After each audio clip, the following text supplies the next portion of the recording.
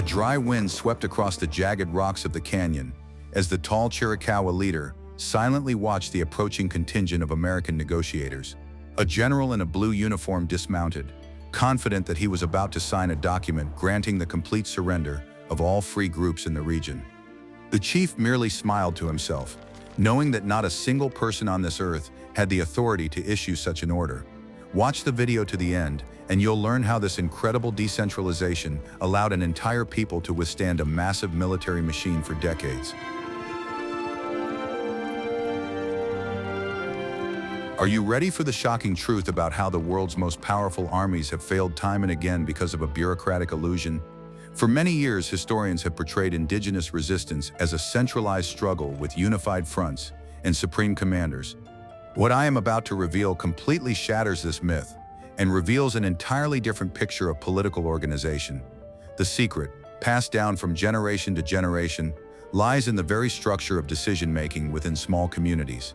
The information hidden behind the glossy facade of historical novels is worth a complete rethinking of the survival strategies of small groups.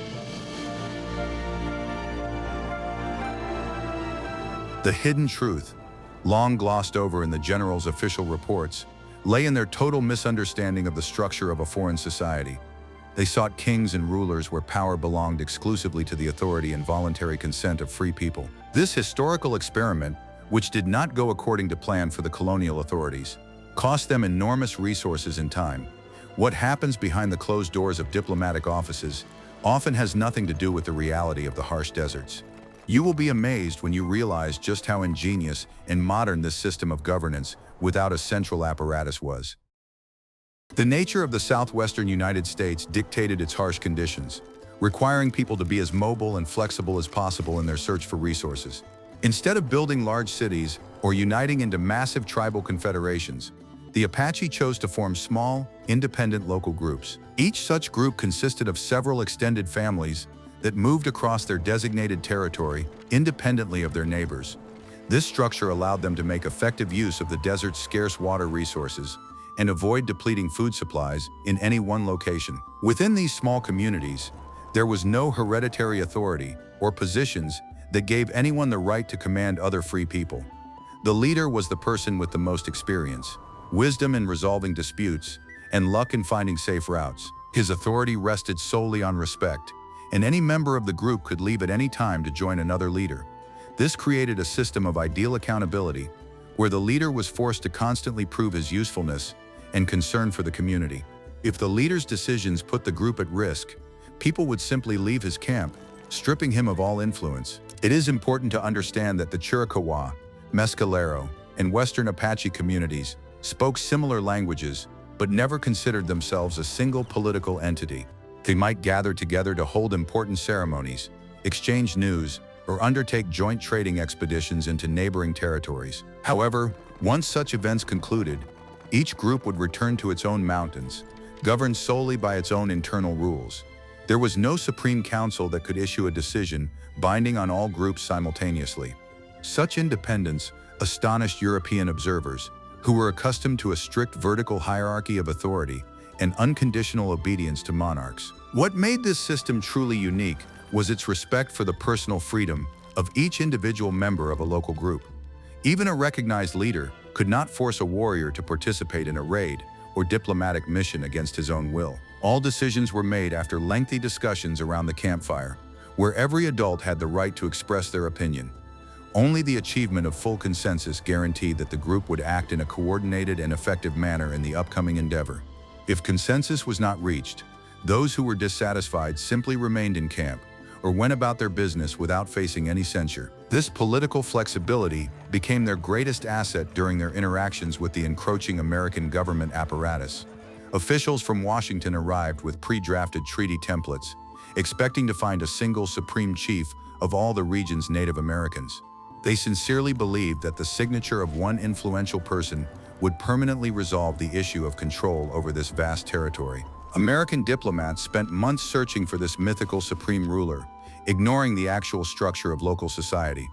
This misunderstanding laid the groundwork for decades of diplomatic failures and endless conflicts on the southwestern frontier. A prime example of such local authority was Mangas Coloradas, the leader of one of the Chiricahua groups in the mid-19th century.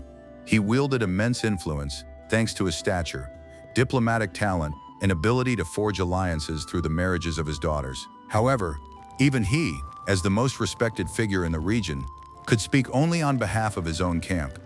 Other Chiricahua groups might heed his advice, but they retained the full right to pursue their own independent policies.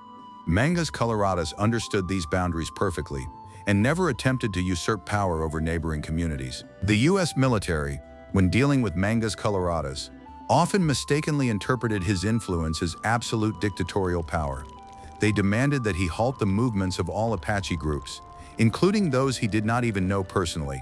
The chief patiently explained to the negotiators that the free people of the mountains did not obey orders, but his words were taken as evasiveness. The military believed he was simply trying to inflate his own importance by shirking responsibility for the actions of neighbors over whom he had no control. This difference in worldviews turned any peace negotiations into a conversation between the blind and the deaf. The absence of a single command center meant that it was impossible to destroy the people with a single precise and powerful strike. If the U.S. Army captured one camp, many others continued to go about their normal lives in neighboring canyons. There was no capital whose fall would signify the surrender of the entire nation, and there was no general staff that could be decapitated. To maintain control, the army had to chase after each individual group across waterless deserts and impassable cliffs.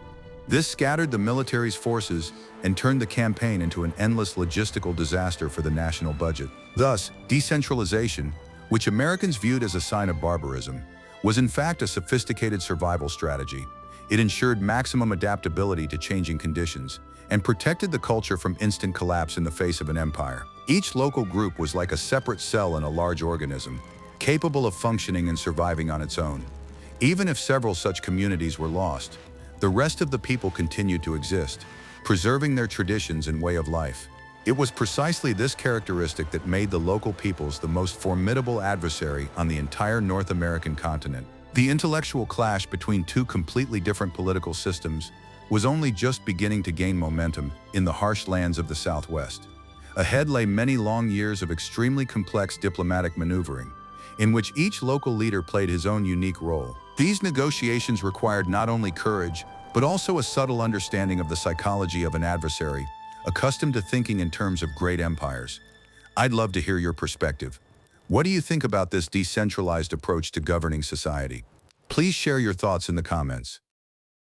What happened next when the American bureaucracy came face to face with the desert's most astute diplomat? A leader of the central Chiricahua named Cochise went down in history as a man whose intellect forced generals to rethink their military doctrines. He led his people with incredible wisdom, ensuring their safety through a network of complex trade and peace agreements. Cochise maintained peace with American post stations for a long time, recognizing the benefits of peaceful coexistence on his land. His camp supplied travelers with firewood and received necessary goods in return, demonstrating a willingness to engage in honest and equal dialogue. However, the system broke down when a young and inexperienced American officer accused Cochise of a misdeed committed by an entirely different group. Officer George Bascom arrived at the negotiations, fully convinced that the Chiricahua chief was responsible for all the Native Americans in the region. He demanded the return of property stolen by people over whom Cochise had absolutely no authority or influence. The chief honestly offered his assistance in finding the real culprits, using his authority to resolve the misunderstanding. But an army order demanded an immediate result, and the officer ordered Cochise's arrest right there in the negotiating tent. This incident brilliantly illustrates the main vulnerability of the American approach to governing indigenous peoples. Cochise managed to cut through the tent wall with a knife and make an incredible escape through a line of armed soldiers. However, his relatives remained hostages, leading to a tragic outcome and the start of a long and grueling conflict. The chief, who sincerely sought peace, was forced to defend the honor and safety of his local group with arms in hand. A failure to understand the principle of decentralization cost the U.S. government $1 million and many long years of tense confrontation in the mountains. Once the conflict began, Cochise proved himself not only a strategist, but also an outstanding leader of his people. He joined forces with Mangas Coloradas, but this alliance was not a merger of armies, but rather a voluntary coordination between two independent leaders. They planned joint operations based on mutual respect, while maintaining the autonomy of their own camps. This temporary alliance posed a serious threat to army patrols, forcing them to move only in large, slow columns. But as soon as the joint task was accomplished, the groups would go their separate ways again, disappearing into the endless labyrinths of the rocky canyons. Seeing these coordinated actions, American generals once again drew the erroneous conclusion that a supreme command existed. They sent expeditions to find and destroy the mythical capital of Cochise, which simply did not exist. Troops combed the mountains, wasting enormous resources in search of a centralized structure, while groups of Apaches calmly moved from one encampment to another. Cochise skillfully exploited these misconceptions, directing the military's attention to empty territories and conserving his people's strength. For 10 years, he turned the enemy's bureaucratic blindness into his primary tactical advantage. When the US government finally realized the extent of its mistakes, it sent a completely different negotiator to Cochise. General Oliver Howard was granted special authority and ordered to find a peaceful solution at any cost, relying on personal dialogue. Howard arrived at Cochise's camp without an armed escort, thereby showing deep respect for the rules of the land's host. This was the moment of truth, when the two leaders met face to face to discuss the fate of a specific Chiricahua community. Cochise agreed to peace only on the condition that his people be granted a reservation on their ancestral lands in the Chiricahua Mountains. This treaty was a triumph of local diplomacy, proving the effectiveness of a decentralized approach to negotiations. Cochise secured ideal conditions for his camp, without assuming responsibility for the actions of other free groups. General Howard, in turn, received security guarantees for a key section of the mail route through the southern deserts. Both sides fulfilled their promises, and the region entered a long-awaited period of stability and mutual trust. Cochise's personal authority ensured that his followers would strictly adhere to the terms of this historic agreement. However, this success applied exclusively to Cochise's group, and American officials once again fell into their own mental trap. They gleefully reported back to Washington that the problem had been resolved, assuming that the treaty applied to everyone. But other communities continued to live in the neighboring mountains. They had not participated in the council and had not given their consent to the peace. They continued their traditional way of life, making seasonal migrations and securing resources in their customary ways. To them, Cochise's signature meant nothing other than that he had made the best decision for his own family. When other groups crossed the boundaries of the new settlements, officials flew into a rage, accusing Cochise of violating the treaty. The chief maintained his Olympian calm, reminding them that he had promised peace only on behalf of those sitting around his campfire. He was physically unable to order free people from other valleys to change their centuries-old customs. This situation caused cognitive dissonance among government officials, who continued to demand the impossible from a single man. They could not accept that. To achieve complete control, they would have to negotiate with every single leader of every small valley. Cochise's path demonstrated how one wise leader could protect his people by using the power of decentralization against a rigid, centralized system. He reached his final destination, preserving his native mountains for his community until the very end of his remarkable life. But what happens when the state decides to change the rules of the game and tries to force independent groups into a single location? What happened next completely overturned the concept of diplomacy and gave rise to a new form of incredible historical resistance. In the next chapter, you'll learn why the concept of a single large reservation became the most destructive illusion of that era. The secret that will change your understanding of 19th century politics lies in one disastrous government decision. After Cochise's departure, the federal authorities decided to abandon the complex system of local treaties in favor of total standardization. Bureaucrats in their offices concluded that managing a multitude of small reservations was too expensive and logistically inconvenient for the government. A policy of concentration was developed, under which all Apache groups were to be relocated to a single territory called San Carlos. Officials sincerely believed that by mixing independent communities together, they would create a unified, easily manageable tribe under the control of a single agent. This idea was doomed to fail from the start, as it completely ignored the deep cultural and political differences between the groups. People who had lived for centuries in different ecological niches and had completely different traditions of survival were herded into San Carlos.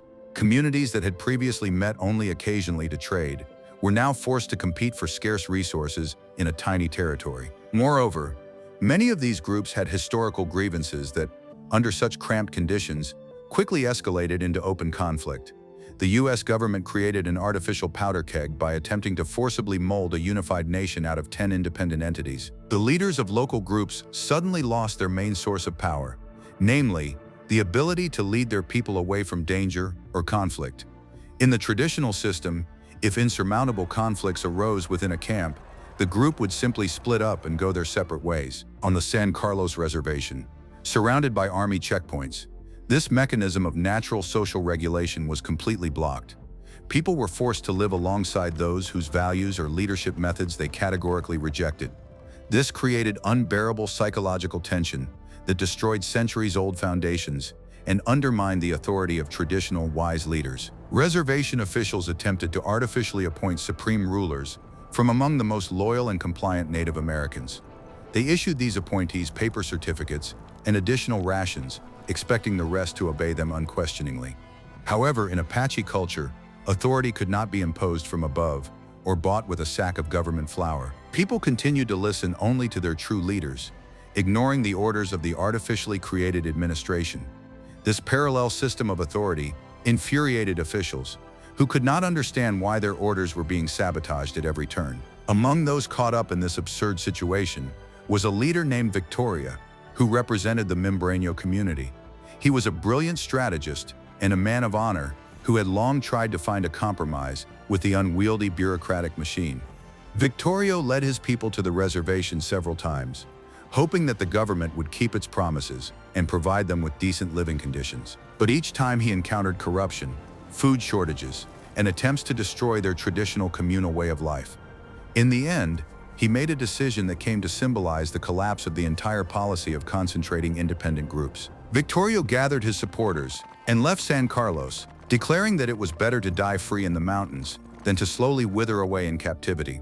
His departure was not a rebellion by an entire nation, as it was a decision by a single leader to save his specific local community. However, this act caused genuine panic among the military, who deployed massive cavalry forces to capture him.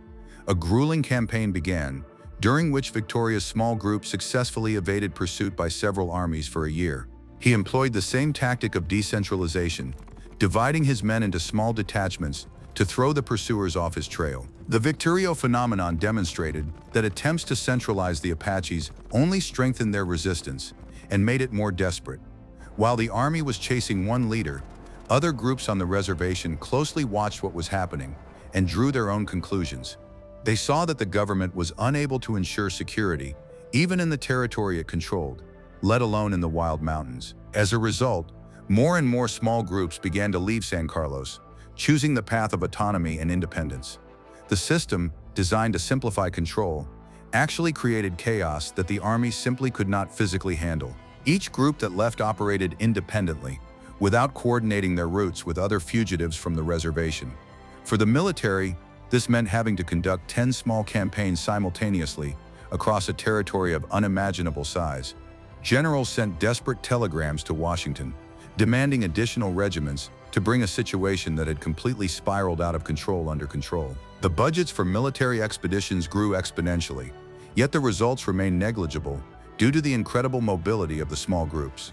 It turned out that controlling independent elements was far more difficult than fighting a regular European-style army. The tragedy lay in the fact that politicians refused to acknowledge the fundamental flaw in their approach to governance. Instead of returning to a system of local treaties, they continued to ramp up the pressure, trying to force everyone back into line. This stubbornness led to unimaginable suffering for ordinary people, who found themselves caught between their duty to their families and pressure from the state. Community leaders were forced to make decisions under constant stress, teetering on the brink of survival in the harsh canyons. This era became a true test of resilience for the entire culture of decentralized decision-making on matters of vital importance. Victorio's story ended far to the south, but his journey left an indelible mark on the history of resistance. He proved that a local community's right to self-determination is the highest value worth fighting for. The system tried to break this tradition, but in the end, it found itself on the brink of logistical and financial collapse. But the true symbol of slipping autonomy was another man, whose name would soon be known throughout the world. In the next chapter, you'll learn how one stubborn leader drove the U.S. Army to utter bureaucratic despair. Geronimo was not a supreme chief in the conventional sense of the word. He was a shaman and the spiritual authority of a small group. His power rested solely on his ability to foresee danger and find a way out of the most hopeless situations. People followed him not out of compulsion, but because they believed in his extraordinary luck and sharp tactical mind. It was precisely his status as the informal leader of a local group that made him completely immune to the standard diplomatic traps set by the U.S. government. Geronimo's story is a perfect illustration of how the system of individual choice functioned within the Apache community. When he decided to leave the San Carlos reservation, he did not issue orders or call for a general uprising. He would simply announce his plans around the campfire, and those who shared his views would silently gather their belongings. Usually, it was a very small group, consisting of 30 warriors and their families that posed no global military threat. However, for the American press and politicians, the departure of even such a small group became a cause for nationwide hysteria. Slipping into the rugged Sierra Madre Mountains, Geronimo's group employed a full arsenal of survival skills that pushed human capabilities to the limit. They traveled along the most treacherous routes, where the heavy American cavalry simply could not physically pass. His men split into tiny squads of 2 or 3 to avoid leaving noticeable tracks on the rocky ground. This extreme decentralization, even within a single small group, turned the pursuit into a pointless waste of time and military resources. Soldiers spent days following false trails, while Apache families safely gathered in prearranged secret valleys. The most remarkable aspect of Geronimo's tactics was his masterful ability to negotiate under conditions of absolute imbalance of power. When the army finally caught up with his group, he often agreed to meet with the generals to discuss the terms of his return. At these meetings, he acted as the authorized representative only of those people who were standing behind him at that moment. He dictated terms, demanded guarantees of safety and provisions, and conducted the dialogue from a position of dignity and confidence. The generals, with 1,000 soldiers at their disposal, were forced to listen for hours to the demands of the leader of a group of 40 people. And here again, the trap of American centralized thinking, unable to grasp the social reality of indigenous peoples, came into play. General George Crook, one of the most experienced military leaders of the time, conducted the most complex peace negotiations with Geronimo. Crook sincerely believed that by securing Geronimo's agreement, he had concluded the campaign and ensured peace along the entire border. However, that night, after the preliminary agreements had been signed, disputes and disagreements arose within the group of Native Americans regarding their trust in the military. In the morning, Crook discovered that Geronimo and some of his followers had simply vanished into the pre-dawn fog, renouncing all agreements. This action was not considered a betrayal in the Apache understanding, as it was an exercise of their sacred right to change their decision. If consensus within the group broke down, or new information about a threat emerged, any member was free to leave. Geronimo could not order his people to stay, and he himself had no intention of surrendering if he sensed danger to his family. For Crook, this was a career disaster, as no one in Washington could understand how a single man had outwitted a general. The system could not accept the fact that a treaty with a leader was not final if the community changed its collective opinion. The final campaign to capture Geronimo turned into a logistical farce that made its way into military history textbooks. About 5,000 American soldiers, 25% of the entire U.S. Army, were chasing a tiny, autonomous group, a massive military machine, complete with telegraphs, railroads, and supply trains, proved powerless against a few families living in harmony with nature. Geronimo and his men roamed the mountains for months, providing for themselves without warehouses or supply lines. Their strength lay in their absolute autonomy and the absence of cumbersome command structures that slowed movement and hindered operational decision-making. Ultimately, Geronimo surrendered not because of a military defeat, but due to deep exhaustion and concern for the future of his families. General Nelson Miles, who had replaced Crook, was able to convince him that continued resistance would only lead to the destruction of his entire camp. The decision to surrender was once again made during a council by the campfire, where every member of the small group expressed their final opinion. It was a choice made by specific individuals, not an order from a supreme commander laying down arms on behalf of the entire nation. Geronimo ended his journey as a man who, until the very last moment, remained true to the principles of local freedom of choice. His surrender marked the end of active resistance, but it was not the end of the very idea of independent existence for small communities. Geronimo's story has forever remained an example of how a decentralized structure can withstand the overwhelming power of a centralized state. His methods of survival, based on flexibility and the absence of a rigid hierarchy, continue to inspire admiration among researchers. He proved that true strength often lies not in sheer numbers, but in the ability to adapt quickly and make independent decisions. This phenomenon has become a subject of study not only for historians, but also for experts in strategy and organizational management. The path of this outstanding leader showed that a small group can change the course of history if it preserves its internal freedom. His journey culminated in his exile to Florida, but even in captivity, he remained an undisputed authority for his followers. The American state apparatus triumphed physically, but it never fully understood or was able to break their deep-seated social logic. In the next chapter, you will learn how this unique historical experiment in decentralization continued to influence the system of state governance. The secret lies in a fundamental difference between political systems. When we speak of the clash between European and Native American traditions, we often focus on the technological gap. However, the main battleground was precisely the system of social organization and the methods of collective decision-making within communities. The European model was built on a pyramid, where orders flowed from the top down and were subject to unconditional, strict enforcement at the local level. The Apache model consisted of a network of equal nodes, where connections were based on mutual respect and the voluntary consent of the participants. This difference gave rise to a colossal mutual misunderstanding at all levels of diplomatic and military interaction. American officials, raised on the traditions of Roman law and state sovereignty, sincerely regarded decentralization as a sign of anarchy. They were convinced that a society without a monarch, a president, or at least a supreme council, was incapable of meaningful negotiations. In their worldview, any leader who could not force his people to obey orders by force was considered weak and useless. Therefore, they constantly attempted to artificially impose a hierarchy where it was inherently at odds with the very spirit of a free culture. On the other hand, Apache leaders viewed the American system of government with undisguised bewilderment and wariness. They could not understand how a free person could allow someone far away in Washington to make decisions about his life and territory. For them, blind obedience to the orders of a man they had never seen or elected was tantamount to voluntary slavery. They valued personal responsibility and believed that every warrior must be fully aware of the consequences of his actions for his family. This philosophy made them excellent tacticians, capable of acting autonomously, without constant supervision from senior officers. It is interesting to observe how these worldviews clashed in the day-to-day administration of the new reservations in the Southwest. Government agents demanded that the Native Americans elect a single representative who would be responsible for the distribution of resources. But the communities continued to ignore these representatives, turning instead to their traditional leaders for advice, whose authority was unquestioned.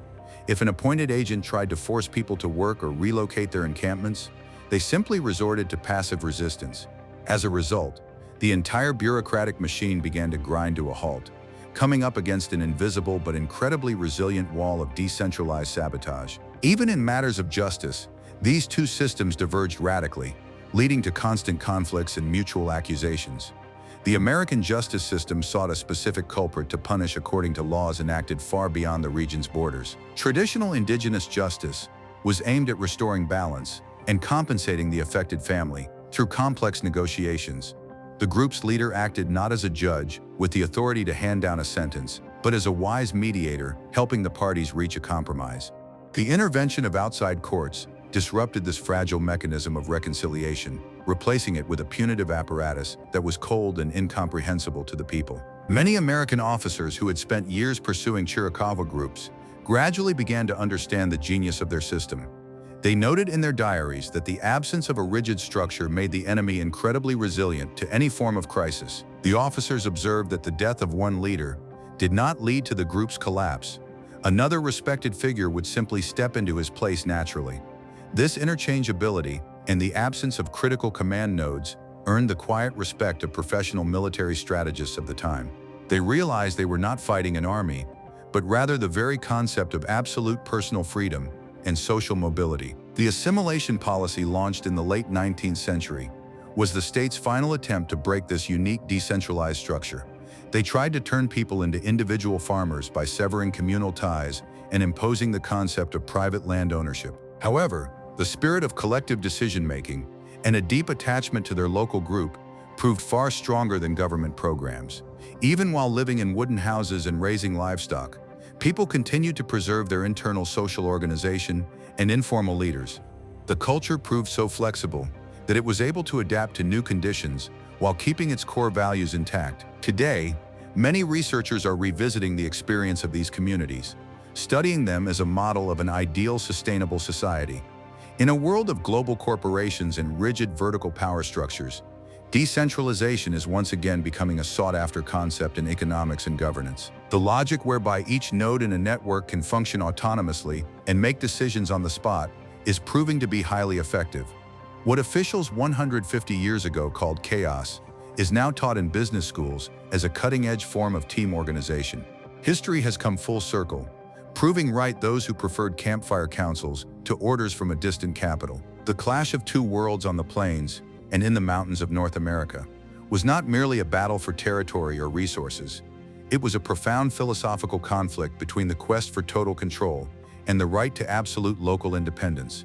The American state prevailed thanks to its overwhelming demographic and industrial superiority, but it failed to prove the moral superiority of its system. The tradition of small groups has been preserved in the memory of their descendants as a symbol of incredible human resilience in the face of global standardization. And this historical lesson remains relevant to this day for any society seeking a balance between order and freedom. Understanding this profound political structure forever changes our perspective on the tragic events of the colonial period in North America. We see not merely random victims of territorial expansion, but brilliant social strategists defending their world. They seized every opportunity to preserve their autonomy in the face of an impending industrial catastrophe. Their complex journey shows that a leader's true strength is measured not by the number of blindly obedient followers, but by the level of trust placed in them by free people. In the next chapter, you'll learn what final conclusion modern researchers have reached after analyzing this incredible story of survival. What lies behind the glamorous imagery of historical Westerns often overlooks the very essence of survival for small, autonomous groups. When we look back at the history of resistance in the Southwest, we realize that it was decentralization that saved this people from complete oblivion. If the Apache had had one king and one capital, the U.S. Army would have ended the war in just a few months, with a single decisive blow. Signing a single document of surrender would have instantly turned the entire people into legal hostages of a new, ruthless state system of governance. But because each leader was accountable only to himself, the process of subjugation stretched out over many decades of grueling struggle. This system allowed for the gain of invaluable time, during which government policy toward indigenous peoples changed several times. While the generals demanded complete extermination, voices in society gradually began to speak out in defense of Native American rights. The delay created by the tactics of small groups saved many lives, as by the time of the final surrender, methods of outright extermination had become unacceptable. Decentralization served as an ideal temporary buffer, softening the blow of the clash with the empire and allowing parts of the culture to survive. People preserved their lives, their language, and their historical memory, despite the loss of vast traditional territories. Today, the descendants of Cochise, Mangas Coloradas, Victorio, and Geronimo continue to carefully preserve the traditions of their great and independent ancestors. They live in modern times, but a deep respect for local autonomy and personal choice remains part of their national identity. Within their communities, the opinions of the elders and the achievement of consensus through long and thorough discussions still hold great significance. No one attempts to impose their will by force, understanding that true respect can only be earned through wisdom and care for others. This cultural continuity proves that the ideas established hundreds of years ago have proven stronger than any government assimilation programs. It is important to note that American military theorists eventually studied the tactics and social structure of their elusive adversaries in great detail. The experience of fighting autonomous groups formed the basis for the training of modern special forces units operating deep behind enemy lines. The concept of small, highly mobile teams capable of making independent decisions without constant communication with headquarters has become the standard for elite forces. Today, soldiers study the methods of camouflage, movement, and survival once used by free warriors of the deserts and mountain canyons. Thus, the military art of indigenous peoples has, paradoxically, become part of the defense doctrine of the very state they once fought against. But even more important is the civilian legacy of this unique philosophy of governance, one free from the rigid and uncompromising dictates of a central authority. In the age of information technology, we see how decentralized networks demonstrate incredible resilience against censorship and external pressure. When every participant in the network is independent, the system cannot be destroyed by shutting down a single main server or arresting a single nominal leader. This is the same logic that allowed small groups of families to resist a massive and well-armed cavalry for decades. It turns out that the social technologies of the last century perfectly describe the most advanced concepts of digital security and distributed governance of our time. Recall the scene from the very beginning of our story, when the wise Chiricahua leader looked at the American general in the canyon. Now you understand why he was smiling to himself as he looked at the papers that were supposed to take away the freedom of an entire people. He knew that his signature would bind only those who were entrusting their lives to him right then and there, by that particular campfire. He understood that beyond the neighboring ridge, another campfire was burning, where another leader would make his own independent and correct decision. This scene was not a moment of surrender, but a brilliant demonstration of how true direct action democracy works. We have traced the paths of historical figures who did not seek to become emperors, but became true legends for their proud peoples. Cochise secured peace for his community by performing miracles of diplomacy and forcing the generals to play by the rules of local, respectful negotiations. Victorio showed that freedom of choice is more valuable than illusory security, and retreated to the mountains to defend his family's right to self-determination. Geronimo perfected the art of evasion, turning the pursuit of his small band into a massive and instructive logistical nightmare for the army.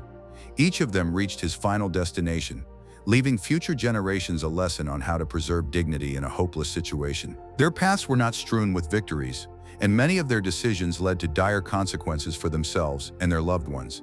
However, they proved the most important point, that human will and the right to personal choice cannot be completely suppressed by bureaucratic directives. The state can take away land, restrict freedom of movement, and impose its laws, but it is powerless against inner independence.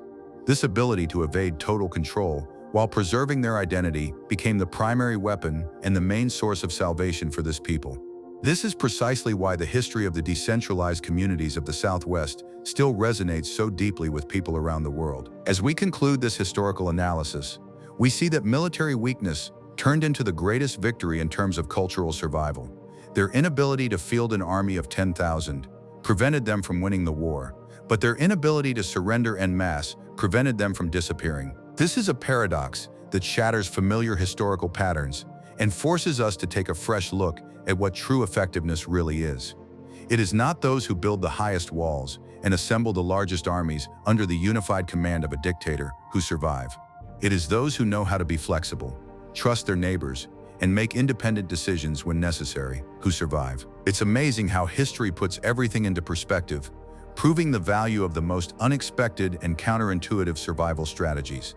The experience of small groups that resisted the gigantic machine of centralized power has left us with a profound philosophical legacy about the nature of human freedom. Ultimately, their resistance became a vivid symbol that a strong society can exist and fight without kings or presidents.